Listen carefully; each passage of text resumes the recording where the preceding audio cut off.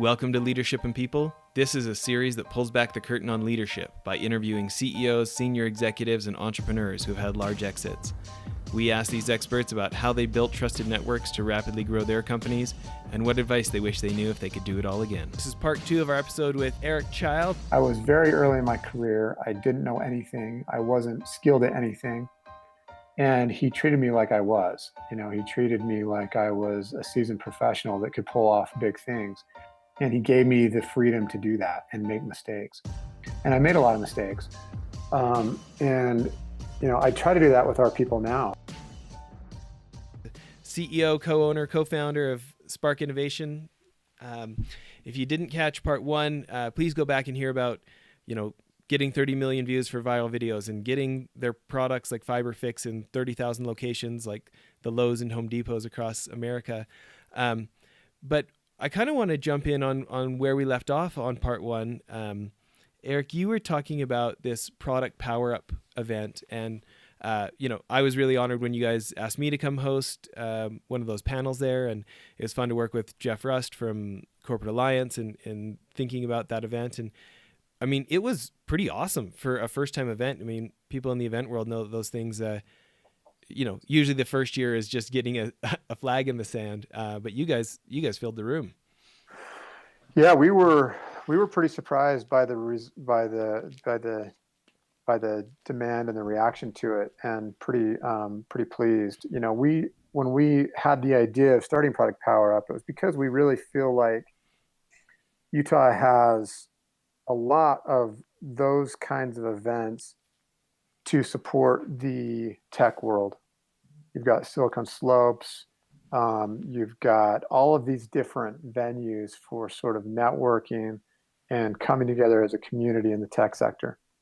But there hasn't really been anything like that for the consumer product sector. And when you look at Utah, there's been a ton of really cool consumer products that have come out of Utah. You've got Skull Candy and Purple and Goal Zero and Zag and Stance and Black Diamond and Climate and Blender Bottle and Traeger and all these really cool stories. And so it's kind of shocking that there has never really been a way to bring that community together so that we can learn from each other and that we can network and so forth. And so, we felt like it was kind of a gaping hole in the market here in Utah. And so we thought we're not really event organizers, but we thought we'd give it a shot anyway. And we were expecting, maybe 200 people or so, 250 people, and we had about 350 and turned away about 100. So it was nice to have that problem, and it kind of showed that there's pent-up demand for bringing that community together. And so we're going to try to keep growing that year over year. And we think that it could rival Silicon Slopes in terms of its importance to the state and its relevance in building the community. Yeah. When you think about, there's a couple of aspects of, I'd love to talk about this. The first one would be, let's talk about, corporate decision-making. Hardware is not something that everybody makes these days, but it's interesting to see how innovative some companies are in adding it. I mean, you look at Amazon, which most of us think of it as an online company, but my family is obsessed with that little Amazon Echo we got, right? Or, you think about just people doing different products than they've done. I was watching some YouTube videos of the CES show down in Las Vegas, Consumer Electronics Show, and L'Oreal, the I don't know what their makeup shampoo company, whatever, right? They've come out with this like personal activity tracker that's like small enough to fit on somebody's fingernail, like I don't know, like fingernail paint or something kind of idea. Wow. Right? Complete departure, right? And innovation is such a hot topic in the business literature and business media these days. And the Airbnbs and Ubers who are disrupting entire industries have a lot of folks who felt pretty secure about their future, thinking like, oh, maybe we need to have our people thinking more like that. And you guys are certainly an organization that takes stuff from concept or early stages to, like you said, being in 30,000 locations. This is my super long tangent of a question. Okay. If somebody maybe at a more established organization or somebody who doesn't do anything in product is thinking, yeah, you know what? There is something cool that we could do that's physical, that could be a constant reminder to our customers about us. I have thought maybe we should be making our own right? Right. Talk about why coming to a product power up is a good idea for someone trying to understand that. So we're not talking about like the garage entrepreneur, right? We're talking about coming from corporate, Yep. and then just any other advice about books or classes or things, somebody who wants to, get their staff, get their people leading in this more innovative, think outside the box kind of way. Well, I think that, almost everybody has an idea for how they could improve their lives or other people's lives. I mean, almost everybody I talk to has a couple of ideas of products that would help improve things or solve a problem or something like that. And a lot of us just kind of keep it in the back of our minds and never do anything with it because we don't know exactly what to do with it, right? We have a good idea, but don't have no idea what we would do with that. And I see that not just in garage inventors, but also in people coming from corporate, people who have jobs in tech, people who, are dentists, doctors. I mean, almost everybody I talk to has a couple of these ideas kind of packed away in the back of their mind. And I think that, an event like Product PowerUp can inspire people to do something with that idea. Because when you don't know what to do with it, then you don't do anything. When you get around people who are doing something with ideas and turning them into products and turning them into businesses, it's both educational but also inspiring. When Rachel Nielsen talked about founding Rags to Rages, kind of out of her home as just sort of a hobby to start with, and it's turned into a real business. It's super inspiring. I mean, and the things that and she knew nothing about consumer products or about running a business or anything else. And here, a couple of years into it, she's, they're killing it. And so, when you see that, I think it's inspiring. And I think when you get around people that have done this before, you can learn a lot. You can start to see how something that might be just an idea can become reality pretty easily. Okay. And so, you know what I go love ahead. about that is, it can feel like such a black box. It can feel like, it can feel overwhelming, especially if you're in an established organization, you want to do something new, right? Yep. And I do feel like being there, I mean, even the, the panel you guys had me host about funding, how to get money to get this stuff to happen, right? And you heard the Kickstarter folks, the VC folks, the Bootstrap folks, right? Yep. But it does, I walked away feeling like progressing an idea is maybe more accessible than before I got there in the morning, right? Yeah. When you see so many people and there's super smart folks, and then there's folks that you're thinking, oh, like I'm not necessarily intimidated by competing with them, right? And they did it, Yep. Yeah, right? they're normal people. They're Right? you find out they're regular humans who learned the patterns of how to get stuff done, right? And the other thing that I think is going to be great is if we can build this community, even if you are still really unsure, you're inspired, but you're just unsure about how to move forward, you suddenly feel like there's a community you can go to for answers, Yeah. and that there's people that can help you along the way and help you get from point A to point B. That's a big deal when you're trying to do something on your own. It is, right? Well, let me ask you this. So, staying on this theme of somebody who's already got a company that's thinking maybe we should have a product in addition to what we already sell, right? What are the nuances of thinking about how this is different of an entrepreneur in the garage, maybe with little to no budget, versus an organization that maybe has budget, but you're trying to come up with permissions, or you're you need to overcome the status quo of how things have always been in the past? Or any thoughts about that? I'm not sure I followed the question. Say that. Can you restate that just a little bit? Eric, are you making fun of my long questions here? Okay. So if you're coming out of an organization already and you're trying to learn from this episode here and think, okay, so that's for the guy making the new invention in their garage. I'm inside a company already where I'm trying to grow revenue or engage with our customers better. Oh, I see what you're saying. Yeah, yeah. So basically, entrepreneurship versus intrapreneurship or Yeah. something like that. Yeah. Right? If I'm a leader and I want to help my people become more of an intrapreneur, Mm-hmm. do you have advice for that? Well, I mean, I've never really done that myself, so I don't know that I have great advice. But as we've thought about Product PowerUp and what needs we want to serve, that is a part of the community we want to address as well.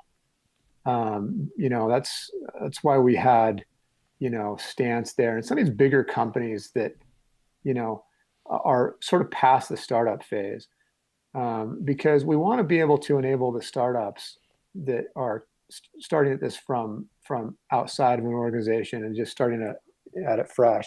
But we also want to enable professionals that are within an organization to help develop things from scratch and develop new ideas and develop new business areas. And I don't know that we have the answers yet on how to best address that community, but it is a community that we've thought a lot about and one that we want to help address. And so I think as we build and kind of mature Product PowerUp, we'll probably develop specific tracks and things like that for how do you do this within a company when you have the resources available, right? So much of what you talk about when you're talking about startups is not having resources, working in an environment with very limited resources. Yeah. What if it's now overcoming bureaucracy, right? And exactly. Now you have different constraints. You have the resources you need, but you have to go through approval processes, and you have to go through internal presentations, and you've got to get buy-in, and you've got to socialize ideas and all those kinds of things. And it's just a different set of requirements and needs. And we do hope to address that as we develop Product PowerUp. Yeah. I mean, I love like Clayton Christensen's books, Innovator's Dilemma, and all the books he's come out with on that kind of stuff, and anything from the guys at IDEO, that like invented the mouse for Apple and stuff like that, right? I know one of their newer ones, Creative Confidence, a lot of people have really enjoyed. Any other book recommendations or courses that you would say can help people as they're both for themselves and as they're trying to lead their people to become more this way? I think one of the most recent ones that I read was 10X by Grant Cardone. And I don't know if I agree with all of it, but I do think that his premise is pretty accurate.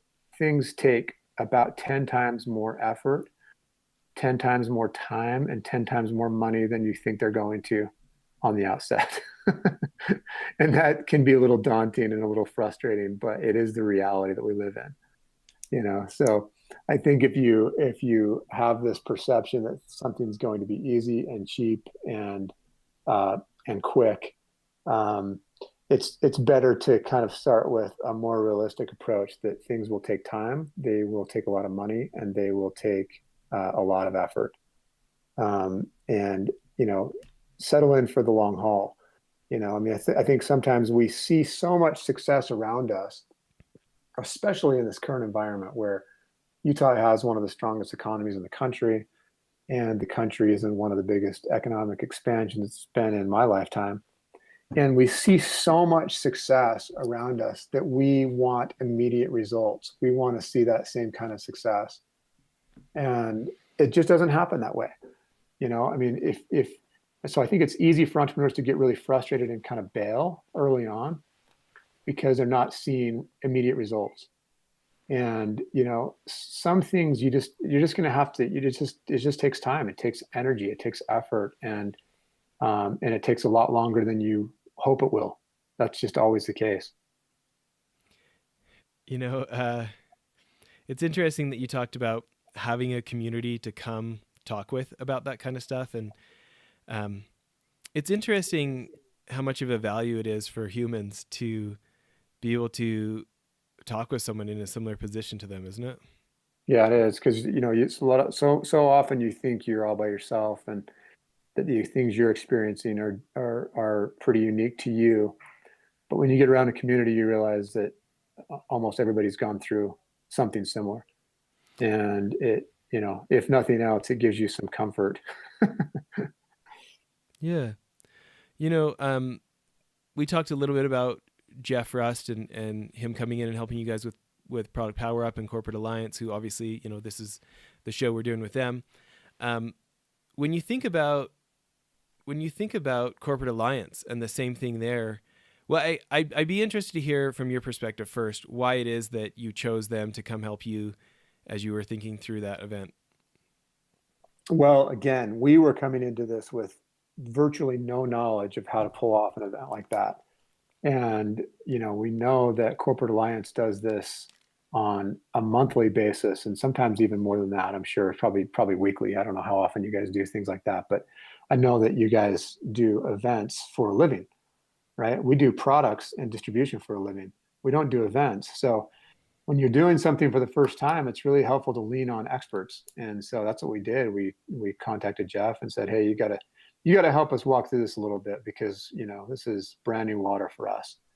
And having him as kind of a co-pilot really helped a lot in getting that first event off the ground. You know, we were talking about that boss you had back at, the pre-Accenture Arthur Anderson days or Yeah. Anderson Consulting, right? Um, we're probably going to embarrass Jeff here, but I actually feel like he is one of the people that lives the example of that. That guy is exceedingly considerate. Like I feel like he kind of sets the example of like he's willing to bite his tongue. He's willing to, I don't know. He's just willing to like think in terms of other people's interests consistently.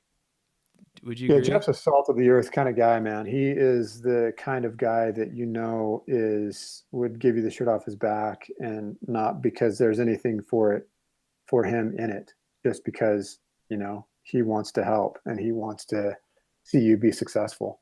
I think that's one of the reasons why Corporate Alliance has had the success it has, is because with him at the helm, people have always felt like he's there for their interests, not his own. Yeah. And I actually want to talk more about um, the ways that you see Corporate Alliance similar to Product PowerUp in that ability for those senior executives or CEOs to have somebody to talk to in their same spot. But just before we get to that, you think about what I feel like Jeff like sets the example for me personally. Like even when I was in meetings with you guys before when you're getting ready to launch Product PowerUp event, um, you run an organization. When you think about your people and like whether it's setting the example in your leadership style or whether it's like overtly what you're doing for like an intentional training system, do you have ideas on what leaders could do to try and help their staff become more like Jeff in that kind of considerate, think of others kind of way? Well, I think that, if I look back at that first manager we were talking about, one of the things that I respected is he gave me a lot more leash than I deserved. I was very early in my career. I didn't know anything. I wasn't skilled at anything. And he treated me like I was. He treated me like I was a seasoned professional that could pull off big things. And he gave me the freedom to do that and make mistakes. And I made a lot of mistakes.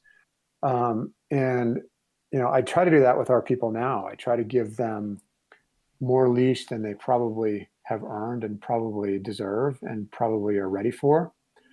And I do the same thing with my kids. I mean, even with my kids, if they want to try something new, I let them try something new, knowing that they're going to fail and knowing that they're going to make a lot of mistakes and knowing that it's probably going to be incredibly inefficient, but that they'll learn a ton from it, because nothing helps you learn something faster than when you're the guy that's responsible for it. So You can talk theoretical for years and years, but until you actually have to be the one responsible for it, you don't actually learn the lessons that are important, right? And so I think, in my management style, I think one of the things that I've learned over time is that You've got to let people do their thing. You've got to give them some freedom to operate and give them some real responsibility, even though there's downsides to that, there's risks to that, there's going to be mistakes made, there's going to be fires you have to jump in on. But it's the only way to really help people learn quickly. That's such a good thing. As you were saying that, I started thinking, do I do that? Right.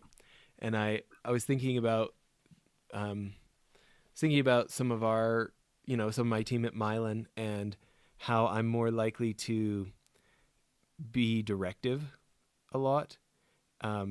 It's kind of like, as a parent, it's like, do you teach the kid how to clean up the mess, which will take longer so they can do it in the future? Or do you just clean it up yourself so you can be done? Right. Exactly. Yeah. And it's like, I don't know that I'm always asking myself, like, okay, if I slow down and took the long view here, would I be willing to invest more in giving them some ownership, letting them come up with the answer instead of me just directing them with the answer, right? Yeah. I guess my Well, question. it's hard to do. It takes a lot of discipline to do it, because that something can be done much more quickly and efficiently, and you can watch them make the mistakes, and it's frustrating because they're making the mistakes. Well, and especially like I can get pretty task oriented, right? And so I'm just thinking about my list of to dos and what I've got to get done for the project and how they can help me get that done for my project, right? And I don't think that I always bring the full team mentality to it of how can we get this done. And if I really was like, if we were a sports team, maybe I'd be a lot more interested in player development. Yeah. Am I really thinking about my team that way? Um, I guess my question for you is really easy to say. It's obviously something other people say about we need to make risks. We need to make it safer to take risks at this organization, right? Yep. Um, and I think you and I know each other through the C4 at Corporate Alliance, where our organizations are both members there, and there's a lot of folks there who I think would say the same thing. But what advice would you have for some of us on the left and right limits? Like obviously holding on too tight is falling off the balance beam one way, but giving folks the kind of leash where they could cause irreparable damage or cause really big problems is falling off the balance beam the other way. Any kind of guidance is like how the rest of us can pick left and right limits if we are going to take some more risk and give folks some more ownership, how we can. I mean, I don't know that I have any brilliance, because that's a really hard question to answer, and it's one that you always struggle with. But if you think, if I, when I think about it in terms of our business, Reed does most of the kind of operational and sourcing and stuff like that, and I do a lot of the sales and marketing and working with the big retailers and so forth. And the way that I kind of do it here is, I will put a project manager on a retailer that I know is not our bread and butter, right? It's not like I would hand over the reins to Home Depot to a kid just out of school. Yeah, yeah. But I might hand over the reins to, Casey's General Store, or, a regional grocery store or something, and say, look, I need you to own this account. I need you to go figure out how to get in. I need you to figure out a program for them. I need you to sell them on a program. I need you to give all the same deliverables that you would on a Home Depot, but it's a lower risk environment, right? If they blow it, it's not going to cost us our company, right?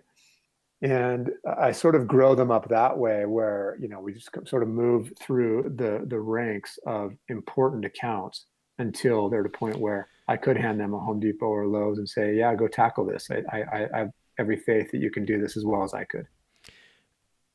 It's interesting. I wish I knew who I was plagiarizing this from, but somebody said giving clarity to our team is really a gift. And like, you telling him all those specifics, or that individual going through those specifics and letting them know what the front of the puzzle box they're putting together looks like, right? So they know where they're going, is genius move. But my question is on the follow-up, on the measurement, on the tracking, especially if they are, if they are stretching themselves, if they are maybe taking on something they haven't taken on in the past. What does that look like for you? Is that self-reporting? Is it scheduled? What does that look like? A lot of times I don't know that we have a super methodical approach to it. A lot of times we just get copied on all the emails.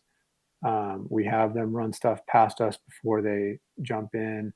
We have them kind of do a weekly report where they give us, what they've done and why, and what their plans are going forward and so forth. And that tends to work out. I don't know. Again, there's probably a more methodical way to do it. Yeah. But that's for us. We just call that the training wheels. Yeah, you got enough of And a finger on the pulse where you're seeing the stream of what's going out. And exactly, so that we don't just leave them hanging out to dry, because there is a balance between giving people responsibility and setting them up for failure. Right? We don't want to set people up for failure, which would be like throwing them in the deep end before they have any idea how to do the doggy paddle. Right? Yeah. So even though we try to give people a big responsibility early on, we also like to have enough oversight that they feel supported and they feel they've got help and they feel like they can get answers, and they're not just winging it on their own. Yeah. I know it's interesting. This is the an additional time that you've brought up that idea of feeling alone, right? And like how humans don't like that. Yeah. I know I said we were going to get back to corporate alliance for a minute. When you think about the value of why you guys are a part of it, what is it for you guys? For me, it's just an opportunity to step away from my little sandbox and get a little bit broader perspective. When you're too close to something, it's so easy to get wrapped around the axle and start overthinking things and start, miring down in your own problems and your own concerns and everything else. And sometimes when you just step away and you kind of hear what other people are doing, you take a look at their businesses, you take a look at their problems, it brings clarity to your own. You brought up this idea earlier about, sometimes it's best when you're talking to somebody that have a dog in the fight. And that's so true, because when you have a vested interest, it makes a decision a lot more complicated. When you don't have a vested interest, the answer seems obvious. And so I've had times when I've gone to a C4 event and I've kind of been explaining a problem I've been waffling on or struggling with. And these outsiders who have no vested interest can see the answer clearly, a lot more clearly than I can, because I have too much vested in it. I have too much at stake. And sometimes when you see it from their perspective, you're like, oh yeah, this answer is very obvious. I just needed to step out. I just needed to, step outside of it. And these guys are helping me do that. I'm just kind of smiling at this end, because it is interesting when you have folks who have the kind of experience you feel like you can trust, right? Mm-hmm. How much of a reality check that can be, that taking the step back, we're just working on a new offering at Mylan, and I had a conversation with somebody yesterday that gave me a pretty good reality check. And even just you bringing up the Grant Cardone thing about it's going to take 10 times as much time, effort, and money as you thought. I suffer from the entrepreneurial over optimism, I think. And I think you have to be an entrepreneur. That's the beauty of entrepreneurship. You definitely can't know anything about statistics and choose to do this, right? Probabilities of success. But when you think about, like, I don't know how easy it is to sit around and drink our own Kool-Aid, and the value of getting a reality check, right? But also, just as you were saying, this idea of stepping back, why do you think it is that we as leaders, or really anyone, have such troubles being objective about our own situations? I think again, I don't know why this is, but I think it's a part of human nature. When you have a lot at stake, it's the answers become a lot less obvious for some reason. That's one thing I've noticed. I mean, again, when I'm addressing somebody else's problem and I don't have anything at stake, it's so obvious to me what the answer is. It's so obvious to me what the right solution is. But when you're in it, you see all of the difficulties and challenges of implementing a solution, even if you do think it's the right one. And you also just have the challenge of, knowing that there's going to be consequences either way, that are going to directly affect you. And so I think those things muddy the water. They just muddy the water for decision making. Yeah. And so, yeah, there's just, I don't know exactly why that is, but it's often a really valuable tool to get an outsider's perspective who has nothing at stake, because the answers can be really obvious from the outside. Yeah. Well, I think it's a pretty great place to end. Appreciate all the time you spent with us. Reiterating, people who might have an idea that want to talk to you, go to sparkinnovation.net. Folks out in Utah that are interested in your product PowerUp. Is that one just productpowerup.com? Yeah, productpowerup.com. When's your next event? Is in the spring, summer? We're looking at September. So if people want to get on their calendar, I think we set aside September 20th. So that will most likely be the date of our next big event. That's great. Well, thanks again for doing this. Yeah, no problem, Jess. Thanks for your time. You bet.